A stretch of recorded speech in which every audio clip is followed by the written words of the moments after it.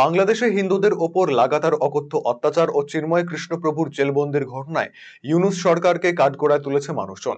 এমনকি ৭১-এর মুক্তিযুদ্ধে ভারতের অবদান ভুলে আজ ভারতকেই পাল্টা আঘাত হানতে চাইছে কট্টরপন্থীরা। এই প্রেক্ষাপটে মুক্তিযুদ্ধে ভারতের অবদান ও শহীদ সেনানীদের শ্রদ্ধা জানালো দক্ষিণ দিনাজপুরের হিলি শহীদ দিবস পালন জেলা প্রাক্তন সৈনিক বোর্ড। ১৯৭১ সালের মুক্তিযুদ্ধে ভারতের প্রচুর বীর সেনা জওয়ান শহীদ হন। তাদের আত্মবলিদানে পূর্ব পাকিস্তান স্বাধীনতার স্বাদ লাভ করে।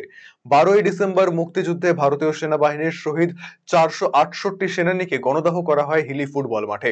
সেই সব শহীদদের স্মৃতিতে প্রতি বছর হিলি ফুটবল মাঠে শহীদদের স্মৃতিস্তম্ভে পুষ্পার্ঘ্য প্রদান করে শহীদ দিবস পালন করে সেনাবাহিনীর ২০২ ব্যাটালিয়ন এবং দক্ষিণ দিনাজপুর জেলা প্রাক্তন সৈনিক বোর্ড।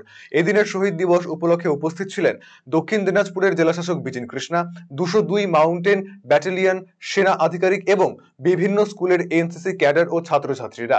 স্মৃতিস্তম্ভে পুষ্পার্ঘ্য অর্পণের পর ছাত্রছাত্রীরা দেশাত্মবোধক সাংস্কৃতিক অনুষ্ঠানে অংশ নেয়। ৫৪ বছর আগে এই দিনেই এখানে যখন যুদ্ধ হয়েছিল তখন ৬টি ব্যাটালিয়ন যুদ্ধে নেমেছিল।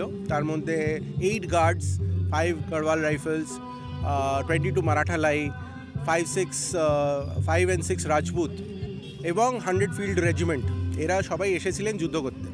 এবং তারা তাদের সৈন্য সামন্ত নিয়ে এসেছিলেন একটি নতুন দেশের সমর্পণ করার জন্যে, কিন্তু প্রাধান্যতম তাদের দায়িত্ব ছিল ভারতীয় সেনার অধ্যক্ষটা দেখার।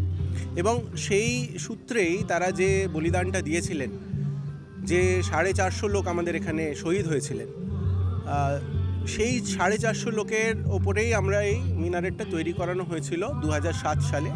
ইন্ডিয়ান আর্মি থেকে এটা বানানো হয়েছিল এবং প্রত্যেক বছর ইন্ডিয়ান আর্মি এখানে একটা কন্টিনজেন্ট পাঠান 12 তারিখে।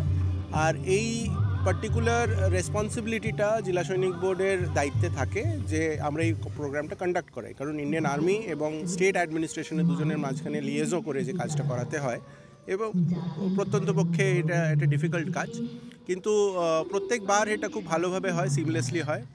আজকে আমাদের কাছে এখানে হিস্টোরিক্যাল বাস্ট বানানো হয়েছে, এখানে ম্যাপস লাগানো হয়েছে, যাতে প্রজন্ম, আমাদের যে পরবর্তী প্রজন্ম আছে তারা যেন এর ব্যাপারে জানতে পারে, শিখতে পারে।